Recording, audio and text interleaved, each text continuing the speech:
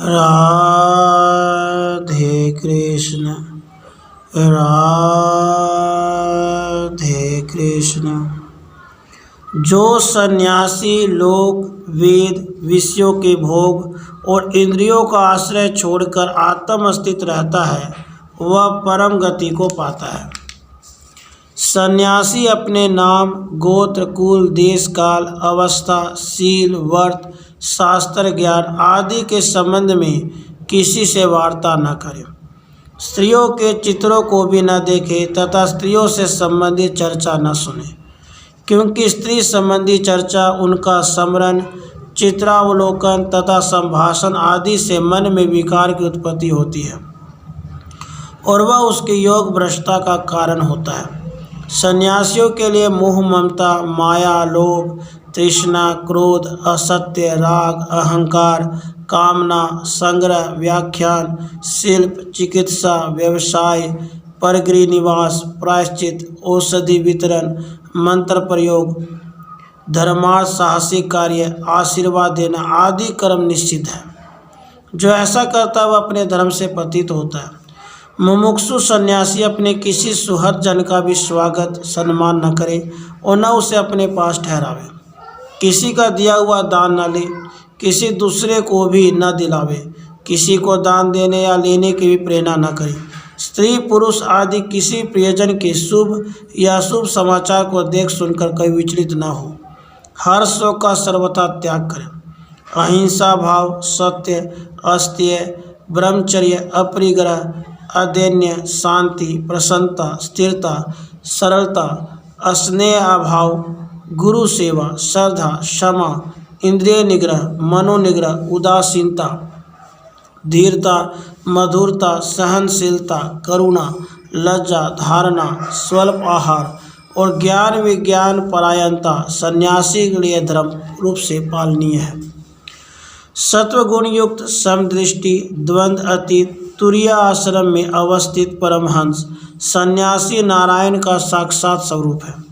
ग्राम में 1 रात्रि और नगर में 5 रात्रियों से अधिक निवास न करे, परंतु वर्षा ऋतु में यह नियम नहीं है। वर्षा ऋतु में चातुर्मास निवास एक स्थान पर ही करे। गांव में 2 रात्रि रहना भिक्षु के लिए वर्जित है, क्योंकि अधिक कहने से रोग आदि की उत्पत्ति संभव है, जिसके कारण नरक की प्राप्ति हो सकती है। गांव के किनारे निर्जन स्थान में ही रहे और मन इंद्रियों को नियंत्रित रखे। किसी भी स्थान पर अपने लिए मठ या आश्रम न बनावे।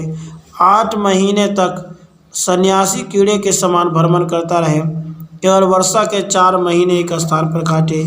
एक वस्त्र पहने या उसका भी त्याग कर दे। अपनी दृष्टि को चंचल न होने दे, वह एक ओर ही रहे। वह श्रेष्ठ पुरुषों के मार्ग को कलंकित न होने के लिए विषयों में सर्वथा अनासक्त रहे और ध्यान परायण होकर ही पृथ्वी पर भ्रमण करे। अपने धर्म में रत रह पवित्र स्थान पर निवास करे। वह सदा नीचे की ओर देखे। रात्रि में मध्याह्न में तथा दोनों संध्या कालों में विचरण न करे। शून्य दुर्गम और प्राणियों के लिए बाधा उपस्थित करने वाली स्थानों पर भी न घूमे। ग्राम में 1 रात्रि पूर्वे में 2 रात्रि कस्बे में 3 रात्रि नगर में 5 रात्रि से अधिक न ठहरे। वर्षा काल में पवित्रता वाले स्थान पर निवास करे। सब भूतों को अपने समान देखे। अंध बधिर जड़ एवं पागल के समान सब बाह्य दृश्यों से अनजान बनकर पृथ्वी पर भ्रमण करे। बहुदक और वनस्पति 3 समय स्नान करते, परंतु हंस के लिए एक समय ही करने का आदेश है। हंस से ऊंची परम हंस में तो स्नान आदि का कोई बंधन ही नहीं रहता। एक दंड रखने वाला सन्यासियों के लिए मौन योग आसन एकांत सेवन तितिक्षा निष्पृहिता और समता यह 7 नियम पालन करने आवश्यक है। जो साधन परमहंस रूपी स्थिति में अवस्थित है उसके लिए स्नान आदि कर्म अनिवार्य न होने से केवल चित्तवृत्तियों का त्याग ही श्रेयस्कर है। मांस रक्त चर्म नाड़ी मेद मज्जा अस्थि आदि से निर्मित शरीर में रमन करने वाले मनुष्यों और मलमूत्र आदि में निवास करने वाले कीड़ों में क्या अंतर रहता है। यह शरीर तो कप आदि घृण्य उत्पादक वस्तुओं का भंडार है। कहाँ ऐसा यह शरीर और कहाँ सुंदरता कमनीयता और अंग की शोभा। फिर भी जो मनुष्य घृणित पदार्थों के भंडार रूप इस देश से प्रेम करता है उसका प्रेम नरक में भी होगा ही। स्त्रियों के न करने योग्य अंगों और सड़े नाड़ी वर्ण में कोई अंतर न होने पर भी मनुष्य अपने मानसिक भ्रम के कारण ही ठगा हुआ है। स्त्रियों का अंग दुर्गंध से भरा हुआ है, उसमें रहने वाले मनुष्यों को नमस्कार है, क्योंकि यह तो घोर दुस्साहसी है। सन्यासी को न तो कोई चिन्ह धारण करना चाहिए और न कोई करने योग्य कर्म ही उसके लिए शेष रहता है। वह तो भय रहित, ममता रहित, द्वंद्व रहित, वर्ण रहित, शांत एवं भोजन सामग्री के उपार्जन की चेष्टा से दूर रहता है। उसे नग्न अवस्था में अथवा एक कोपिन में रहकर ही ध्यान रहना चाहिए। इस प्रकार ज्ञान वृत्ति में लगा हुआ योगी ब्रह्म भाव को प्राप्त होता है। संन्यास में भी ज्ञान ही मोक्ष का कारण है। विभिन्न चिन्हों का धारण करना ज्ञान के न होने पर तो नितांत निरर्थक ही है। ब्रह्मज्ञानी वही है जिसके साधु, असाधु, मूर्ख या विद्वान होने की बात कोई नहीं जानता। इसलिए सन्यासी किसी चिन्ह विशेष को धारण न कर धर्म को जानता हुआ केवल ब्रह्म के चिंतन में ही रत रहे। वह गूढ़ धर्म का आश्रय लेकर इस प्रकार रहे कि उसके योग संबंधी आचरण की बात लोगों पर प्रकट ही न हो। वह सभी के लिए संदेहात्मक बना रहे और वर्णाश्रम से परे रहता हुआ अंध, बधिर, मूक के समान पृथ्वी पर घूमे। ऐसे शांत मन वाले सन्यासी को दर्शन करने वाले देवता भी उसी के समान आचरण करने की इच्छा किया करते हैं। जब आत्म भाव से भिन्न किसी वस्तु का अस्तित्व मन में न रहे तब कैवल्य की प्राप्ति होती है। यही ब्रह्म तत्व विषय उपदेश है। इसके पश्चात नारद जी ने प्रजापति ब्रह्मा जी से प्रश्न किया, हे भगवान, संन्यास की विधि बताने की कृपा कीजिए। इस पर ब्रह्मा जी कहने लगे, आतु संन्यास या कर्म संन्यास ग्रहण करने के लिए प्रथम प्रायश्चित के रूप में कृच्छ आदि व्रत करें।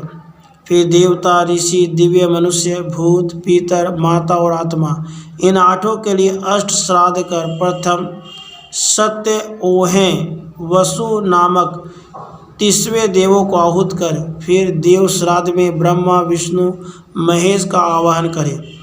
ऋषि श्राद्ध में देवर्षि, राजर्षि, मनुष्य ऋषियों को बुलाए। मानव श्रद्धा में सनक, सनंदन, सनत कुमार और सनत सुजात का आवाहन करें।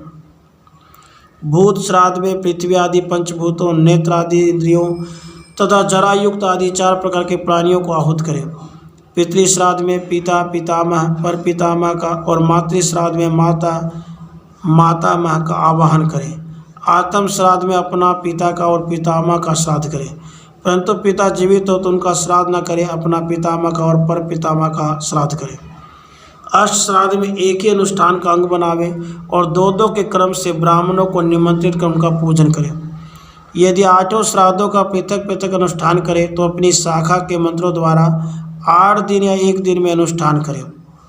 पितृयाग की विधि के अनुसार ब्राह्मण पूजन, भोजन आदि सब कर्म सविधि पूर्ण करके पिंडदान दें। फिर दक्षिणा और तांबूल देकर ब्राह्मणों को संतुष्ट कर विदा करें। शेष क्रम की पूर्ति के निर्मित 7-8 वालों को रखकर मुंडवा दें और दाढ़ी, मूछ, नख का भी त्याग करें। आँख और उपस्थ के केशों को न काटने और कर्म के बाद स्नान करें और स्वयं संध्या के समय 1000 गायत्री मंत्र का जाप करें। फिर ब्रह्म याग करके पृथक अग्नि स्थापन करें। उनके बाद अपनी शाखा का उपसंहार का आज्य भाव तक गृहताहुति दें।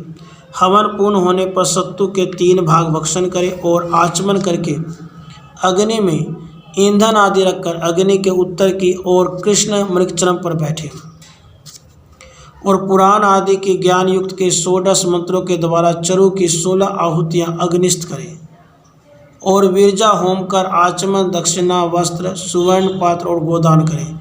फिर ब्रह्मा को विसर्जित कर अग्नि के आदि दैविक रूप को अपनी आत्मा में प्रतिष्ठित करें। फिर अग्नि का ध्यान, प्रदक्षिणा और नमस्कार कर उसे अग्निशाला में विसर्जित करें। फिर नाभि तक जल में घुसकर 8 दिक्पालों को अर्घ्य दें। इसके बाद गायत्री को विसर्जित कर सावित्री का विहार्थियों में प्रवेश करावें। राधे कृष्ण, राधे कृष्ण।